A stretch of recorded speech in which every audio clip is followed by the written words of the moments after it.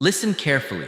If you take a blood pressure pill every morning but still feel tired all day, notice weight slowly building around your waist, or feel out of breath doing simple things like climbing stairs, there is a real chance the problem is not just aging. It may be your medication, and most people never question it. What you're about to hear could completely change how you look at your current treatment. Beta blockers have been used for decades to treat high blood pressure. Medications like Metoprolol, atenolol, and propranolol are still widely prescribed today. They work by slowing your heart rate and reducing how forcefully your heart pumps, which lowers your blood pressure. On the surface, that sounds effective. And in certain conditions, like after a heart attack or for specific heart rhythm issues, these medications are very important. But for many seniors who only have high blood pressure, the situation is very different. Research has changed. For uncomplicated hypertension, beta blockers are no longer considered the best first option for many older adults. And the reason is simple. While they may lower your numbers on paper, they can quietly create other problems that affect your daily life and long-term health. The first issue is fatigue. When your heart is artificially limited and cannot respond properly to physical activity, your body struggles to keep up. You feel tired faster, your legs feel heavy, you get winded more easily. Activities that should feel normal start to feel difficult. And over time, this leads to less movement. You walk less, exercise less, and become less active.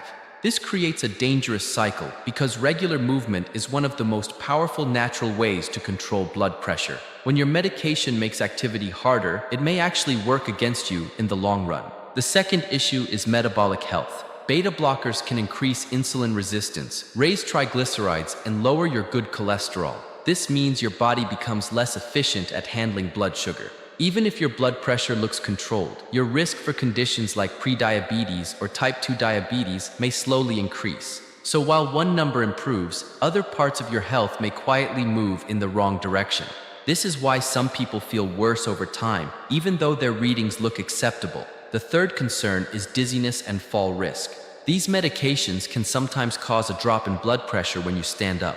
That brief lightheaded feeling when rising from a chair or getting out of bed may not seem serious, but for older adults, it can be dangerous. One fall can lead to fractures, hospital stays, and long-term complications. So this is not just about managing blood pressure. It is about protecting your stability, independence, and overall safety. Now, one thing must be absolutely clear. You should never stop a beta blocker suddenly on your own. These medications must be reduced gradually under medical supervision. Stopping too quickly can cause your heart rate and blood pressure to spike, which can be dangerous. So this is not about making sudden changes. It is about understanding your options and having a better conversation with your doctor. So what does current evidence suggest as better alternatives for many seniors with simple high blood pressure? Two groups stand out. The first is calcium channel blockers, such as amlodipine. These medications lower blood pressure without significantly limiting your heart's ability to respond to activity. They also do not carry the same metabolic concerns. The second group includes ACE inhibitors and ARBs, such as lisinopril or losartan. These medications help control blood pressure while also supporting better metabolic balance and, in many cases, are better suited for people managing blood sugar or kidney health. So what should you do next?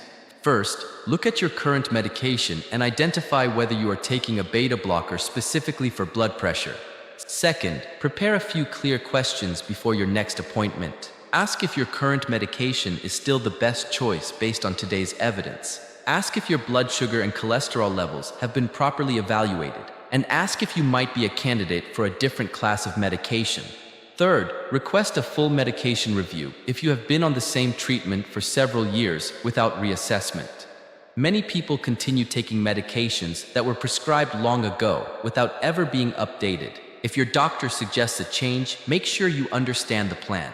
Transitions are done gradually, often over several weeks, to keep you safe.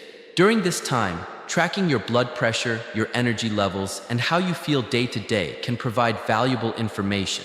Even simple notes can help guide better decisions. One final point is important.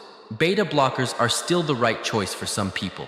If you have a history of heart attack, heart failure, or certain rhythm problems, these medications may still be necessary and beneficial. The concern applies mainly to those whose only condition is high blood pressure. If your current medication is leaving you exhausted, limiting your activity, or affecting your overall health, it is worth taking a closer look. You deserve a treatment plan based on current evidence, not one that has simply continued without review.